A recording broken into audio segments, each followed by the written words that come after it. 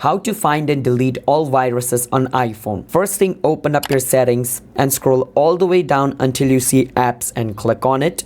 You want to search for the option called Safari and click on Safari.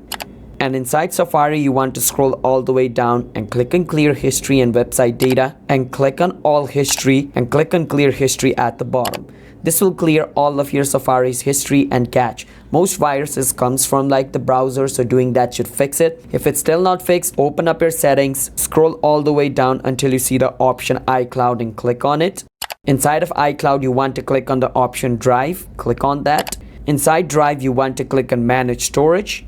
From inside here, you want to click on delete data from iCloud and delete some data, because most of the viruses might come from your iCloud downloads as well, so do that. And if none of this worked, the last thing you can do is just inside of your settings, click on General, scroll all the way down and click on Transfer or Reset iPhone and click on Erase All Content and Settings, and this will basically going to make your iPhone factory reset and make it totally new. So all the virus that is inside your phone is also going to be deleted. So that's how you guys can find and delete all virus on iPhone. Subscribe to our channel.